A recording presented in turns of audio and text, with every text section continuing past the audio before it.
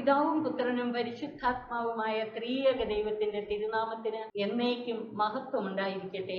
ആമേൻ. കർത്താവിനാൽ ഏറ്റവും സ്നേഹിക്കപ്പെടുന്ന പ്രിയ സഹോദരങ്ങളെ, ഇന്ന് നമ്മൾ ലൂക്കായുടെ സുവിശേഷം 4-ാം അധ്യായത്തിലേക്ക് പ്രവേശിക്കുകയാണ്. 4-ാം അധ്യായത്തിൽ പ്രധാനമായും യേശുവിന്റെ മരുഭൂമിയിലെ പരീക്ഷ, യേശുവിന്റെ പരസ്യ ജീവിതത്തിന്റെ ആരംഭത്തിലെ ശുശ്രൂഷകൾ, പ്രത്യേകിച്ച് യേശു പിശാച് ബാധിതനെ സുഖപ്പെടുത്തുന്നതും പത്രോസിന്റെ അമ്മായിയമ്മയെ സുഖപ്പെടുത്തുന്നതും. പത്രോസിന്റെ അമ്മായിയമ്മയെ സുഖപ്പെടുത്തിയ സംഭവം മറ്റ് 2 സുവിശേഷങ്ങളിലും കണ്ടതാണ്.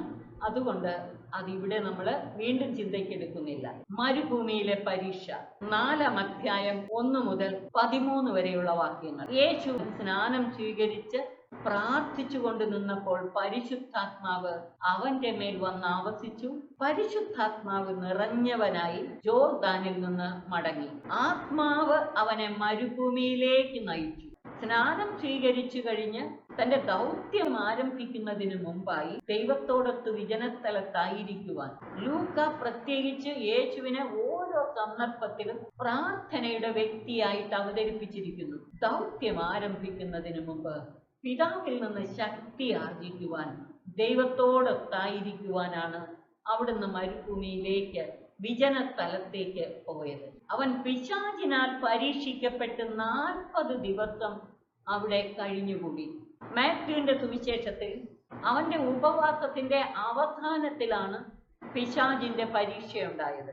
മർക്കോസിന്റെ സുവിശേഷത്തിൽ ആരംഭം മുതൽ പരീക്ഷിക്കപ്പെട്ടതിനെ കുറിച്ച് പറയുന്നു, പക്ഷേ വിശദീകരണങ്ങളൊന്നുമില്ല. ലൂക്കായുടെ സുവിശേഷത്തിൽ 40 ദിവസവും പിശാചിന്റെ പരീക്ഷ ഉണ്ടായിരുന്നു എന്നതാണ് വ്യക്തം. ആ ദിവസങ്ങളിൽ അവൻ ഒന്നും ഭക്ഷിച്ചില്ല. അവസാനം അവന് വിശന്നു. അപ്പൊ പിശാച് തക്കം പാർത്തിരിക്കുകയാണ്. അവസാനം അവന് വിശന്നു. അപ്പോൾ പിശാച് അവനോട് പറഞ്ഞു, നീ ദൈവപുത്രനാണെങ്കിൽ ഈ കല്ലിനോട് അപ്പമാകാൻ കൽപ്പിക്കുക.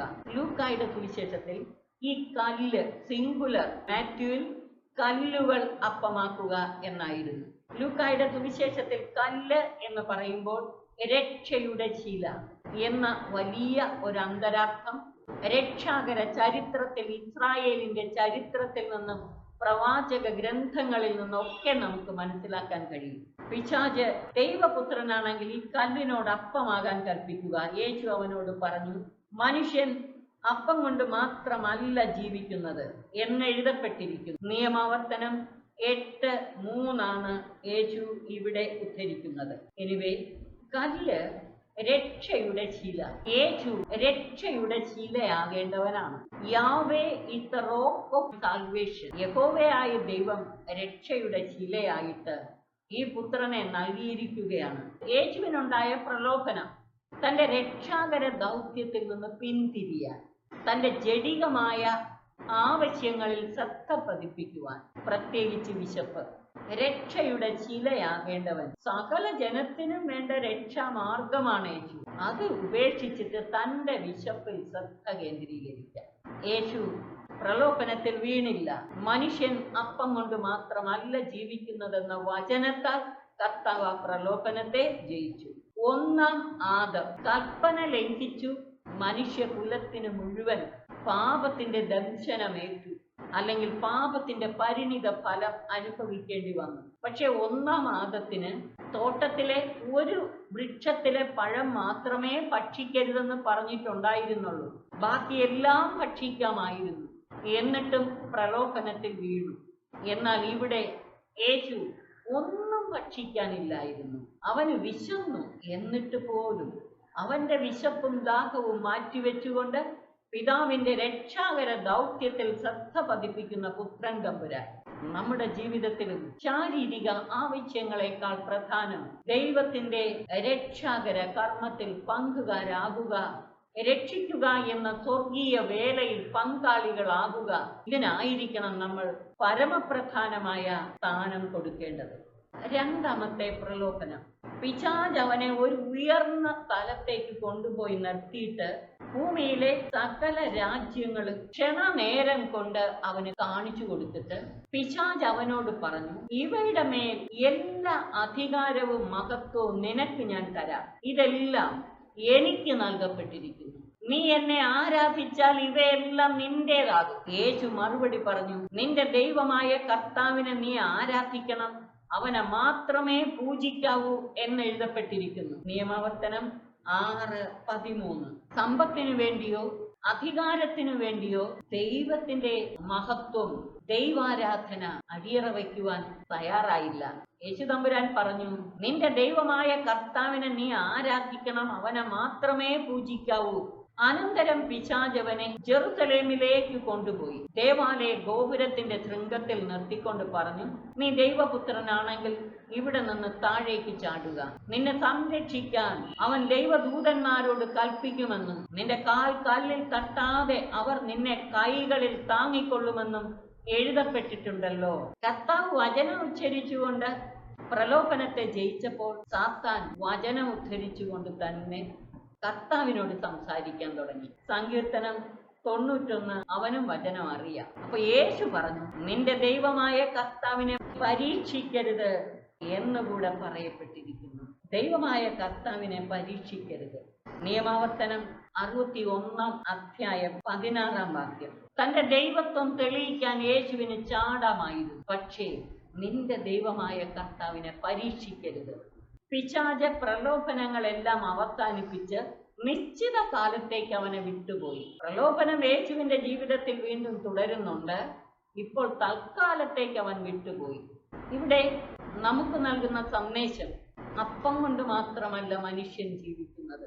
ശാരീരികമായ ആവശ്യത്തെക്കാൾ പ്രധാനപ്പെട്ടതാണ് ആത്മീയ. ലോകം മുഴുവൻ നേടിയാലും നിന്റെ ആത്മാവ് നഷ്ടപ്പെട്ടാൽ എന്ത് പ്രയോജനം? അധികാരവും സ്ഥാനമാനങ്ങളും സമ്പത്തും, അതാണ് ഇവിടുത്തെ രണ്ടാം പ്രലോഭനത്തില് കാണുന്നത്. എന്നാൽ ദൈവത്തിന് കൊടുക്കേണ്ട സ്ഥാനം സമ്പത്തിനോ അധികാരത്തിനോ സ്ഥാനമാനങ്ങൾക്കോ കൊടുക്കാൻ പാടില്ല. മൂന്നാമത്തെ പ്രലോഭനത്തിൽ സ്വന്തം ആവശ്യങ്ങൾക്ക് വേണ്ടി ദൈവത്തെ ഒരിക്കലും പരീക്ഷിക്കരുത് എന്ന വലിയ സന്ദേശം നൽകുന്നു. നമ്മൾ പലപ്പോഴും ദൈവത്തെ പരീക്ഷിക്കാറുണ്ട്. എനിക്ക് ഇന്നത് ചെയ്തു തന്നാൽ ഞാൻ ഇന്നത് തരാം എന്ന് കണ്ടീഷൻ വെച്ച് ദൈവത്തെ സമീപിക്കാറുമുണ്ട്. പ്രിയമുള്ളവരെ, ഇന്ന് പലപ്പോഴും നമ്മൾ പ്രാർത്ഥിക്കുന്നത് നമ്മുടെ കാര്യങ്ങൾക്ക് വേണ്ടിയല്ലേ? നമ്മുടെ ശാരീരിക ആവശ്യങ്ങൾ, ജീവൻ, സമ്പത്ത്, അധികാരം, സ്ഥാനമാനങ്ങൾ, ഇതിനു വേണ്ടിയല്ലേ പലപ്പോഴും ദൈവത്തെ മനുഷ്യൻ സമീപിക്കുന്നത്? ദൈവത്തിന്റെ അത്ഭുതങ്ങൾ കാണാൻ നമ്മൾ ആഗ്രഹിക്കുന്നത് ഈ മേഖലയിലല്ലേ? എന്റെ ശാരീരിക ആവശ്യങ്ങൾക്കും എന്റെ ജീവൻ നിലനിർത്താനും എന്റെ സാമ്പത്തികമായ സുരക്ഷിതത്വവും അധികാരവും ഒക്കെയല്ലേ നമ്മൾ നോക്കുന്നത്? നമ്മൾ ഈ അത്ഭുതങ്ങൾക്ക് വേണ്ടി ദൈവത്തെ നിർബന്ധിക്കുകയും ദൈവത്തെ സമീപിക്കുകയും ചെയ്യുമ്പോൾ കർത്താവിന്റെ മാതൃകയാണോ അനുവർത്തിക്കുന്നത്, അതോ സാത്താന്റെ പ്രലോഭനത്തിൽ വീഴുകയാണോ? തങ്ങൾക്ക് വേണ്ടി ദൈവത്തെ കൊണ്ട് അത്ഭുതം പ്രവർത്തിപ്പിക്കാനായിട്ടാണ് നമ്മുടെ പ്രാർത്ഥനകൾ പലത്. കർത്താവേ, നിന്റെ രാജ്യം വരണം, നിന്റെ ഇഷ്ടം സ്വർഗത്തിലെ പോലെ ഭൂമിയിലുമാകണം, അങ്ങയുടെ രക്ഷാകര പദ്ധതി പൂർത്തിയാക്കപ്പെടണം, ഭൂമിയിൽ ദൈവരാജ്യം സംജാതമാകണം, ദൈവരാജ്യത്തിന്റെ പൂർത്തീകരണം. ഇവയ്ക്ക് വേണ്ടി, തമ്പുരാന്റെ മഹത്വത്തിനു വേണ്ടി ദൈവത്തോട് അപേക്ഷിക്കുക. നമ്മുടെ പ്രാർത്ഥനകളില് വലിയ വ്യതിയാനം വന്നേ മതിയാകും. യേശു തന്റെ പരസ്യ ജീവിതത്തിൽ ദൗത്യം ആരംഭിക്കുന്നതിനെ കുറിച്ചാണ് 4:14 മുതലുള്ള വാക്യങ്ങൾ പറയുന്നത്. യേശു ആത്മാവിന്റെ ശക്തിയോടുകൂടെ ഗലീലയിലേക്ക് മടങ്ങിപ്പോയി. ആദ്യം യേശു മാമോദീസ സ്വീകരിച്ച് ആത്മാവിന്റെ ശക്തിയോടെ മരുഭൂമിയിലേക്ക് പോയി പിതാവിനോടൊപ്പം ആയിരിക്കുവാൻ. അവിടെ പ്രലോഭനങ്ങൾ ഉണ്ടായെങ്കിലും ഈ പ്രലോഭനങ്ങളെല്ലാം യേശുവിനെ ബലപ്പെടുത്തുകയായിരുന്നു. യേശു പിശാചിന്റെ മേൽ വിജയം വരിക്കുകയായിരുന്നു അവിടെല്ലാം. കാരണം ബാലനായ യേശു തന്നെ നമുക്കറിയാം, എന്റെ പിതാവിന്റെ കാര്യങ്ങളിൽ വ്യാപൃതനാകേണ്ടവനല്ലേ എന്ന് ചോദിച്ചു. യോഹന്നാന്റെ സുവിശേഷത്തിൽ പറഞ്ഞു, എന്നെ അയച്ചവന്റെ ഇഷ്ടം നിറവേറ്റുകയും അവന്റെ വേല പൂർത്തിയാക്കുകയുമാണ് എന്റെ ഭക്ഷണമെന്ന്. അപ്പൊ യേശു പരമപിതാവിന്റെ ഹിതം നിറവേറ്റുന്നതിന് പരമപ്രധാനമായ പ്രാധാന്യം കൊടുത്തിരുന്നു. മാമോദീസ സ്വീകരിച്ച് ആത്മാവ് അവന്റെ മേൽ വന്ന് ആവസിച്ച് ആത്മാവിന്റെ ശക്തിയോടെ മരുഭൂമിയിലേക്ക് പോയി. ആ ആത്മാവിന്റെ ശക്തിയാൽ പ്രലോഭനങ്ങളെ ജയിച്ചു കൂടുതൽ ശക്തി പ്രാപിച്ചു. ആ ശക്തിയോടുകൂടെ ഗലീലയിലേക്ക് മടങ്ങി പരസ്യ ജീവിതം, ദൗത്യം ആരംഭിക്കുകയാണ്. അപ്പോഴേക്കും യേശുവിന്റെ കീർത്തി സമീപ പ്രദേശങ്ങളിലെല്ലാം വ്യാപിച്ചു. അവൻ അവരുടെ സിനഗോഗുകളിൽ പഠിപ്പിച്ചു കൊണ്ടിരുന്നു. എല്ലാവരും അവനെ പുകഴ്ത്തി. യേശു താൻ വളർന്ന സ്ഥലമായ നസറത്തിൽ വന്നു. പതിവ് പോലെ ഒരു സാബത്ത് ദിവസം അവൻ അവരുടെ സിനഗോഗിൽ പ്രവേശിച്ച് വായിക്കാൻ എഴുന്നേറ്റ് നിന്നു. യെശയ്യാ പ്രവാചകന്റെ പുസ്തകം അവന് നൽകപ്പെട്ടു. പുസ്തകം തുറന്നപ്പോൾ ഇപ്രകാരം എഴുതിയിരിക്കുന്നത് അവൻ കണ്ടു: കർത്താവിന്റെ ആത്മാവ് എന്റെ മേലുണ്ട്, ദരിദ്രരെ സുവിശേഷം അറിയിക്കാൻ അവിടുന്ന് എന്നെ അഭിഷേകം ചെയ്തിരിക്കുന്നു. ഇവിടെ ദരിദ്രരെന്ന് പറയുമ്പോൾ ദൈവത്തിൽ ആശ്രയം വെക്കുന്നവർ, ദൈവത്തിനു വേണ്ടി ദാഹിക്കുന്നവർ, അവരെയാണ് സുവിശേഷം അറിയിക്കുന്നത്. ദരിദ്രരെ സുവിശേഷം അറിയിക്കാൻ അവിടുന്ന് എന്നെ അഭിഷേകം ചെയ്തിരിക്കുന്നു. ബന്ധിതർക്ക് മോചനവും, അന്ധർക്ക് കാഴ്ചയും, അടിച്ചമർത്തപ്പെട്ടവർക്ക് സ്വാതന്ത്ര്യവും, കർത്താവിന് സ്വീകാര്യമായ വത്സരവും പ്രഖ്യാപിക്കാൻ അവിടുന്ന് എന്നെ അയച്ചിരിക്കുന്നു. ഈ വായിച്ച ഭാഗം യെശയ്യാ പ്രവാചകന്റെ പുസ്തകം 61 അധ്യായം 1-2 വാക്യങ്ങളും 58-6 വാക്യം. ഇതൊരുമിച്ച് ചേർത്തുകൊണ്ടാണ് ഇവിടെ പറയുന്നത്. ദരിദ്രരെ സുവിശേഷം അറിയിക്കാൻ അവിടുന്ന് എന്നെ അഭിഷേകം ചെയ്തിരിക്കുന്നു. ബന്ധിതർക്ക് മോചനവും, അന്ധർക്ക് കാഴ്ചയും, അടിച്ചമർത്തപ്പെട്ടവർക്ക് സ്വാതന്ത്ര്യം. ഇത് മെസ്സയാനിക യുഗത്തെക്കുറിച്ച് യെശയ്യാ പ്രവചിക്കുന്ന ഒരു വചനഭാഗമാണ്. ദൈവപിതാവ് അഭിഷേകം ചെയ്ത് അയച്ചവനാണ് പുത്രൻ. അവൻ മിശിഹായാണ്. മിശിഹായുടെ ധർമ്മമാണ് ബന്ധിതർക്ക് മോചനം, അന്ധർക്ക് കാഴ്ച, അടിച്ചമർത്തപ്പെട്ടവർക്ക് സ്വാതന്ത്ര്യം, കർത്താവിന് സ്വീകാര്യമായ വത്സരം പ്രഖ്യാപിക്കാനും. പുസ്തകം അടച്ച് ശുശ്രൂഷകനെ ഏൽപ്പിച്ചതിന് ശേഷം അവൻ ഇരിക്കുന്നത് പ്രബോധനം നൽകാൻ, ആധികാരികതയോടെയുള്ള പ്രബോധനം നൽകാൻ. സിനഗോഗിൽ ഉണ്ടായിരുന്ന എല്ലാവരും അവനെ ഉറ്റുനോക്കിക്കൊണ്ടിരുന്നു. ഇവൻ എന്തായിരിക്കും പറയാൻ പോകുന്നത്?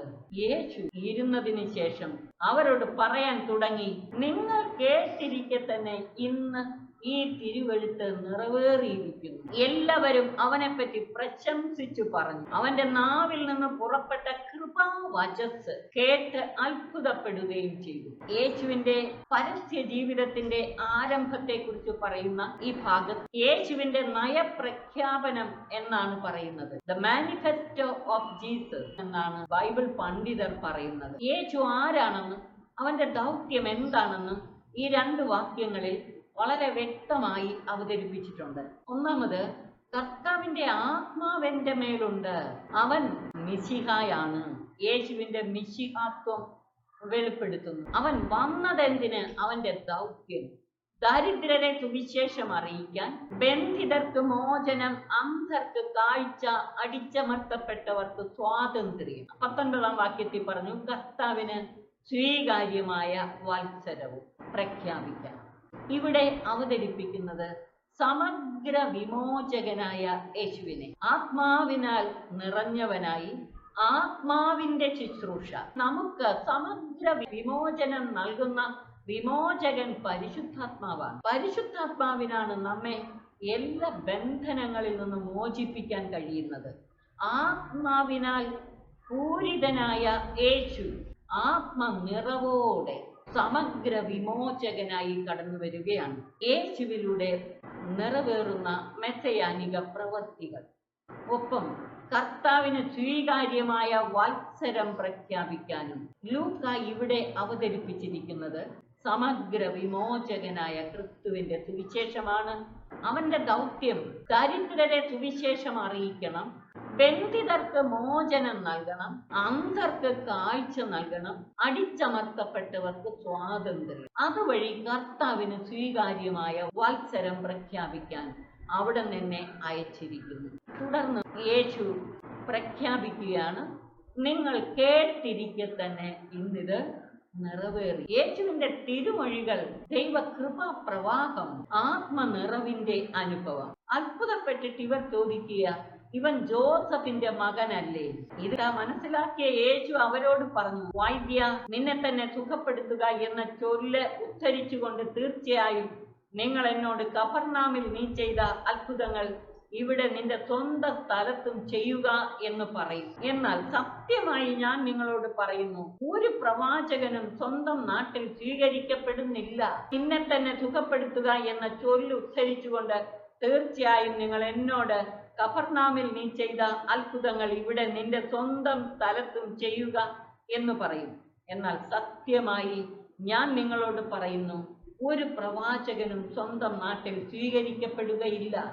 സത്യമായി ഞാൻ നിങ്ങളോട് പറയുന്നു, ഏലിയ പ്രവാചകന്റെ കാലത്ത് ഇസ്രായേലിൽ അനേകം വിധവകൾ ഉണ്ടായിരുന്നു. അന്ന് 3 വർഷവും 6 മാസവും ആകാശം അടയ്ക്കുകയും ഭൂമിയിലെങ്ങും രൂക്ഷമായ ക്ഷാമം ഉണ്ടാവുകയും ചെയ്തു. എന്നാൽ സീദോനിലെ സറപ്തായിലെ ഒരു വിധവയുടെ അടുക്കലേക്കല്ലാതെ മറ്റാരുടെയും അടുക്കലേക്ക് ഏലിയ അയക്കപ്പെട്ടിട്ടില്ല. ഏലീശ പ്രവാചകന്റെ കാലത്ത് ഇസ്രായേലിൽ അനേകം കുഷ്ഠരോഗികൾ ഉണ്ടായിരുന്നു. എന്നാൽ അവരിൽ സിറിയക്കാരനായ നാമാനല്ലാതെ മറ്റാരും സുഖമാക്കപ്പെട്ടിട്ടില്ല. ഇത് കേട്ടപ്പോൾ സിനഗോഗിൽ ഉണ്ടായിരുന്നവരെല്ലാവരും കോപാകുലരായി. അവർ അവനെ പട്ടണത്തിൽ നിന്ന് പുറത്താക്കുകയും തങ്ങളുടെ പട്ടണം സ്ഥിതി ചെയ്യുന്ന മലയുടെ ശൃംഗത്തിൽ നിന്ന് താഴേക്ക് തള്ളിയിടാനായി കൊണ്ടുപോവുകയും ചെയ്തു. എന്നാൽ അവൻ അവരുടെ ഇടയിലൂടെ നടന്ന് അവിടം വിട്ടുപോയി. എന്തുകൊണ്ടാണ് ജനം കോപാകുലരായത്? അവർക്കെതിരെ പറയുന്നെന്ന് മനസ്സിലായി. ദൈവം തിരുമനസ്സാകുന്നവർക്ക് മാത്രം, അവരുടെ ഇടയിൽ മാത്രം. നിങ്ങളുടെ ഇടയിൽ ദൈവം ഒന്നും പ്രവർത്തിക്കാൻ പോകുന്നില്ല. അതുകൊണ്ടാണ് അവർ കോപാകുലരായത്. യേശുവിന്റെ കൃപാവചസ്സുകൾ കേട്ട് അത്ഭുതപ്പെട്ടവർ തന്നെ ഇപ്പോൾ കോപാകുലരാകുകയാണ്. യേശുവിന് ആദ്യം തന്നെ ലഭിച്ച തിരസ്കരണമാണ് ഇതെടുത്തു കാട്ടുന്നത്. 4:31 മുതലുള്ള വാക്യങ്ങൾ. പിന്നെ അവൻ ഗലീലയിലെ ഒരു പട്ടണമായ കഫർനാമിലെത്തി സാബത്തിൽ അവരെ പഠിപ്പിച്ചുകൊണ്ടിരുന്നു. അവന്റെ പ്രബോധനത്തിൽ അവർ വിസ്മയഭരിതരായി. കാരണം അധികാരത്തോട് കൂടിയതായിരുന്നു അവന്റെ പ്രബോധനം. അവന്റെ വചനമെല്ലാം അധികാരത്തോട് കൂടിയ വചനമായിരുന്നു. ഇവിടെ വചനം യേശു പഠിപ്പിക്കുന്ന കാര്യങ്ങളാണ്. അധികാരത്തോട് കൂടിയവയായിരുന്നു അവന്റെ വചനം. ആ വചനം അധികാരത്തോടു കൂടിയ കർത്താവിന്റെ വാക്കുകൾ, കർത്താവ് പഠിപ്പിച്ച കാര്യങ്ങൾ. അവിടെ സിനഗോഗിൽ അശുദ്ധാത്മാവ് ബാധിച്ച ഒരുവനുണ്ടായിരുന്നു. അവൻ ഉറക്കെ നിലവിളിച്ചു പറഞ്ഞു, നസറായനായ യേശുവേ, നീ എന്തിന് ഞങ്ങളുടെ കാര്യത്തിൽ ഇടപെടുന്നു? ഞങ്ങളെ നശിപ്പിക്കാനാണോ നീ വന്നിരിക്കുന്നത്? നീ ആരാണെന്ന് എനിക്കറിയാം, ദൈവത്തിന്റെ പരിശുദ്ധൻ. സ്വന്തം ജനം യഹൂദർ യേശുവിനെ മനസ്സിലാക്കിയില്ല. ഇവിടെ നമ്മൾ കാണുന്നു, സാത്താൻ യേശുവിനെ തിരിച്ചറിഞ്ഞു. അവൻ, നസറായനായ യേശുവേ, നീ ഞങ്ങളുടെ കാര്യത്തിൽ എന്തിനിടപെടുന്നു? ഞങ്ങളെ നശിപ്പിക്കാനാണോ നീ വന്നത്? നീ ആരാണെന്ന് എനിക്കറിയാം, ദൈവത്തിന്റെ പരിശുദ്ധൻ. യേശു അവനെ ശാസിച്ചു പറഞ്ഞു, മിണ്ടരുത്, അവനെ വിട്ടുപോകുക. പിശാച് ഉപദ്രവം ഒന്നും വരുത്താതെ എല്ലാവരുടെയും നടുവിലേക്ക് അവനെ തള്ളിയിട്ടതിന് ശേഷം അവനെ വിട്ടുപോയി. ഇവിടെ നമ്മൾ കാണുന്നത് പിശാച് ബാധിതനെ യേശു സുഖപ്പെടുത്തുന്ന സംഭവം. യേശു മിണ്ടരുതെന്ന് പറഞ്ഞപ്പോൾ, അവനെ വിട്ടുപോകാൻ പറഞ്ഞപ്പോൾ, ഉപദ്രവമൊന്നും വരുത്താതെ നടുവിലേക്ക് തള്ളിയിട്ടിട്ട് അവൻ പോയി. എല്ലാവരും അത്ഭുതപ്പെട്ട് പരസ്പരം പറഞ്ഞു, എന്തൊരു വചനമാണിത്? യേശുവിന്റെ വാക്കുകളെയാണ്, അവന്റെ പ്രബോധനത്തെയാണ് ഇവിടെ വചനമെന്ന് പറഞ്ഞിരിക്കുന്നത്. എന്തൊരു വചനമാണിത്! ഇവൻ അധികാരത്തോടും ശക്തിയോടും കൂടെ അശുദ്ധാത്മാക്കളോട് പോലും കൽപ്പിക്കുകയും അവ വിട്ടുപോവുകയും ചെയ്യുന്നുവല്ലോ. അവന്റെ കീർത്തി സമീപ പ്രദേശങ്ങളിലെല്ലാം വ്യാപിച്ചു. യഹൂദർ തിരസ്കരിച്ച മിശിഹായെ, യഹൂദർ പ്രതീക്ഷിച്ചിരുന്ന മിശിഹായെ, ഇവനാണോ ക്രിസ്തു എന്ന് വരെ സ്നാപക യോഹന്നാന്റെ വാക്കുകളും പ്രവൃത്തികളും കണ്ടിട്ടവർ സംശയിച്ചതാണ്. എന്നിട്ട് അവർ പ്രതീക്ഷിച്ചിരുന്നവനെ അവർ തിരസ്കരിച്ചു. സാത്താൻ അവനെ തിരിച്ചറിഞ്ഞു, അവനെ ഏറ്റുപറയുന്നു. മെസ്സിയാനിക യുഗം യേശുവിൽ സംജാതമായി എന്നതിന്റെ അടയാളമാണിത്. സമഗ്ര വിമോചകനായ ക്രിസ്തുവിലൂടെ പൈശാചിക ബന്ധനങ്ങൾ ഉന്മൂലമാക്കപ്പെടുന്നു. അതുതന്നെയാണ് ഇവിടെ പിശാച് ബാധിതനെ സുഖപ്പെടുത്തുന്നത് വഴി തെളിയിക്കുന്നത്. പൈശാചിക ശക്തികളെ ഉന്മൂലനം ചെയ്തുകൊണ്ട് ദൈവരാജ്യം, ദൈവത്തിന്റെ പ്രവൃത്തി സംജാതമാക്കുന്നത്. അതേ തുടർന്ന് പത്രോസിന്റെ ഭവനത്തിൽ അമ്മായിയമ്മയെ സുഖപ്പെടുത്തുന്ന സംഭവവും, വൈകുന്നേരമായപ്പോൾ വിവിധ രോഗങ്ങളാൽ കഷ്ടപ്പെട്ടിരുന്ന അനേകരെ യേശുവിന്റെ അടുക്കൽ കൊണ്ടുവന്നു അവൻ എല്ലാവരുടെ മേൽ കൈകൾ വെച്ചുകൊണ്ട് അവരെ സുഖപ്പെടുത്തി. 41 വാക്യത്തിൽ, നീ ദൈവപുത്രനാണെന്ന് ഉറക്കെ വിളിച്ചു പറഞ്ഞുകൊണ്ട് അനേകരിൽ നിന്ന് പിശാചുക്കൾ വിട്ടുപോയി. അതുവഴി മെസ്സിയാനിക യുഗത്തിന്റെ സമാരംഭം വീണ്ടും ഉറപ്പിച്ചു പറയുകയാണ്. യേശു ദൈവപുത്രനാണെന്ന് പിശാചുക്കളാണ് ഇവിടെ വിളിച്ചു പറയുന്നത്. താൻ ക്രിസ്തുവാണെന്ന് അവയ്ക്ക് അറിയാമായിരുന്നത് കൊണ്ട് യേശു അവയെ സംസാരിക്കാൻ അനുവദിച്ചില്ല. പിശാചുക്കൾക്ക് യേശുവിനെ നന്നായി അറിയാം, പക്ഷെ സ്വന്തം ജനം അവനെ അറിയുന്നില്ല, അംഗീകരിക്കുന്നില്ല. 42 മുതൽ 44 വരെയുള്ള വാക്യങ്ങളിൽ യേശു സിനഗോഗിൽ പഠിപ്പിക്കുന്നതിനെ കുറിച്ച് വീണ്ടും പറയുന്നു. പ്രഭാതമായപ്പോൾ അവൻ ഒരു വിജനസ്ഥലത്തേക്ക് പോയി. ജനക്കൂട്ടം അവനെ അന്വേഷിച്ചു ചെന്നു. തങ്ങളെ വിട്ടുപോകരുതെന്ന് അവർ അവനെ നിർബന്ധിച്ചു. എന്നാൽ അവൻ പറഞ്ഞു, മറ്റു പട്ടണങ്ങളിലും ഞാൻ ദൈവരാജ്യത്തിന്റെ സുവിശേഷം പ്രസംഗിക്കേണ്ടിയിരിക്കുന്നു. അതിനുവേണ്ടിയാണ് ഞാൻ അയക്കപ്പെട്ടിരിക്കുന്നത്. അവൻ യൂദയായിലെ സിനഗോഗുകളിൽ പ്രസംഗിച്ചു കൊണ്ടിരുന്നു. ജനക്കൂട്ടം യേശുവിനെ അന്വേഷിച്ചു ചെന്നു. അവൻ അവിടുന്ന് വിട്ട് മറ്റു പട്ടണങ്ങളിലേക്ക് പോയി. യൂദയായിലെ സിനഗോഗുകളിലെല്ലാം പോയി അവൻ പ്രസംഗിച്ചു കൊണ്ടിരുന്നു. പ്രിയമുള്ളവരെ, 4-ാം അധ്യായം ഇവിടെ അവസാനിക്കുകയാണ്. ഈ 4-ാം അധ്യായം നമുക്ക് നൽകുന്ന പ്രധാനപ്പെട്ട സന്ദേശങ്ങൾ നമ്മുടെ ഹൃദയത്തിൽ സംഗ്രഹിച്ച് ധ്യാനിക്കാം. യേശുവിന്റെ മരുഭൂമിയിലെ പരീക്ഷകളിലൂടെ നമ്മൾ വചനമനുസരിച്ച് ജീവിച്ചുകൊണ്ട് എങ്ങനെ ദൈവരാജ്യം സംജാതമാക്കണമെന്ന് പഠിപ്പിക്കുന്നു. ദൈവത്തെ പരീക്ഷിച്ചുകൊണ്ട് നമുക്ക് വേണ്ടി അത്ഭുതങ്ങൾ പ്രവർത്തിപ്പിക്കുക അല്ല ചെയ്യേണ്ടത്. ദൈവത്തിന്റെ തിരുഹിതം നിറവേറ്റുകയാണ് നമ്മൾ ചെയ്യേണ്ടത്. ദൈവത്തിന്റെ തിരുഹിതം നിറവേറ്റി ജീവിക്കുക. 1-ാം ആദത്തിന്റെ മാർഗം പിന്തുടരാതെ 2-ാം ആദമായ ക്രിസ്തുവിന്റെ മാർഗം പിന്തുടരാൻ നമ്മെ പഠിപ്പിക്കുന്നു. വചനത്താൽ പ്രലോഭനങ്ങളെ ജയിക്കാം. തുടർന്ന് യേശുവിന്റെ പരസ്യ ജീവിതത്തിന്റെ ആരംഭം, അവന്റെ ദൗത്യം, അതിൽ പ്രത്യേകിച്ച് യേശു ആത്മാവിന്റെ ശക്തിയോടെ ദൈവരാജ്യത്തിന്റെ സുവിശേഷം പ്രസംഗിച്ചത്. സ്വന്തം ദേശത്ത് യേശു സ്വീകരിക്കപ്പെട്ടില്ല. സ്വന്തം ദേശത്ത് തന്നെയാണ് അവൻ ആദ്യം സുവിശേഷം പ്രസംഗിച്ചത്. അവന്റെ കൃപാവചസ്സുകളായിട്ടാണ് പലർക്കും അത് അനുഭവപ്പെട്ടത്. എല്ലാവരും അവനെ പ്രശംസിച്ചു. എന്നാൽ അവൻ വിശ്വസിക്കാത്തവരെ കുറ്റപ്പെടുത്തുന്ന ധ്വനി വന്നപ്പോൾ എല്ലാവരും കോപാകുലരായി. അവനെ മലയുടെ മുകളിൽ കയറ്റി താഴേക്ക് തള്ളിയിട്ട് കൊല്ലാൻ ശ്രമിച്ചു. യേശു പക്ഷേ അവരുടെ ഇടയിലൂടെ വിട്ടുപോയി. തുടർന്ന് യഹൂദർ അവനെ വധിക്കാൻ നോക്കുന്നു. പക്ഷെ പിശാച് അവനെ ഏറ്റുപറഞ്ഞു. 31 മുതൽ 41 വരെയുള്ള വാക്യങ്ങളിൽ ദൈവത്തിന്റെ പരിശുദ്ധനാണ്, ദൈവപുത്രനാണ് എന്ന് പിശാച് യേശുവിനെ ഏറ്റുപറയുന്നതാണ് നമ്മൾ കാണുന്നത്. യേശു ദൈവത്തിന്റെ പരിശുദ്ധനാണ്, ദൈവപുത്രനാണ്. യേശു കൽപ്പിച്ചപ്പോൾ അശുദ്ധാത്മാക്കൾ രോഗികളെ വിട്ടുപോയി. എന്നാൽ യേശു പറഞ്ഞതും പഠിപ്പിച്ചതും കേട്ടിട്ട് സ്വന്തം ജനം അവനെ അംഗീകരിക്കുന്നില്ല.